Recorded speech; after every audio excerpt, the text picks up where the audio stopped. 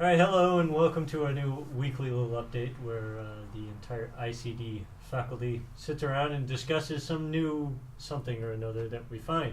Today we found some typographic stamps for the Bosphorus Zoo, and they're currently up on screen, and I'll open it to the floor. Anybody have comments on this? I love them. I think they're exquisite. I said I love them. I think they're exquisite, and I'm of course I'm assuming that that since we're looking at Turkish stamps, we don't necessarily know the translations, but I'm betting that these are the words for these animals in type. Ooh, and it's coming from the stamp collector. Remember? Yeah. Yeah, I mean, for me, I find it really kind of intriguing. I like the sparseness of it. I like the use of negative space. Is the first one a monkey or a dog, and then is the third one a cow? Yes, I believe the first one is a monkey and the third one is a cow. I'm pretty sure. And what about the dragon that's in the zoo? What? What's a what? Isn't that a dragon on the far right? No. So this is a good design question then. How much does us not knowing the language affect us looking at these images that are presumably somehow linked to whatever the names of the animals are? I mean, I think it's relatively. I mean, they're so simplified that, like, I mean, I think that the first one is, to me anyway, obvious that it's a monkey. And then, honestly, the second one, I have no idea what it is. I'm gonna go with bird. Yeah. I'm going to guess a butterfly. Oh, yeah. Wait a minute. And then the third one, some sort of bull, cow kind of thing. And then the fourth one, some sort of. I mean, without having. They're so simplified that without having, like, you know, somewhat realistic details. I mean, like, that could be a zebra. Getting back to John's point, I mean, about the language, yeah, I mean, this is typography, so Matt was saying this is probably spells out what they are, I would and guess. Considering we have zero idea what the language is, it does make it a little difficult for me to But we figure out know between a dragon and a zebra. Or yeah, whatever. but you know the dragon's not going to be in a zoo because they don't exist. But as far as stamp design goes, sir.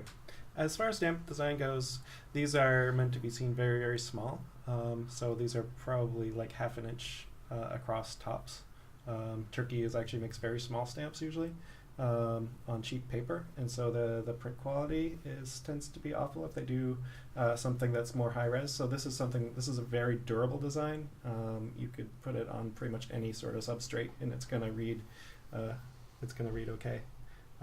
So just the level of simplicity that is going to work for the medium, it has it there.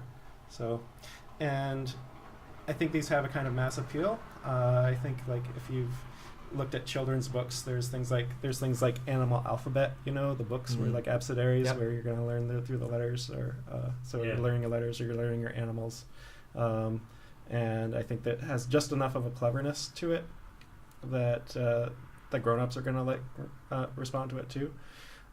Plus, these things are not necessarily things that anybody's stamp collector dwells at, so it has a very quick, it's like a quick kiss, and then it runs away, and you're gonna see that, you're gonna notice it, you're gonna like chuckle to yourself, and then move on. So, I mean, I think it really hits the mark for me. Mm-hmm. Well, and from a design perspective, it's a great example of typography, playing with type, twisting it around to make new things, playing with a negative space between the middle. I think that really worked on that type of level. And also not changing the physical letter form at all. Exactly. Just size and rotating and possibly flipping. I think it's really well done and creative. Yeah. Well, even in using a super clean font like this, I think can not restrict but lend itself to sort of playing more creatively with the font in general. I mean, if you picked a more stylized, even distressed, and or like you get too hung up on the details, whereas like like Matt had said, I like the term durable. Like, I mean, the font is super clean, the design is super clean. Like, you wouldn't use a very stylized font for something like this.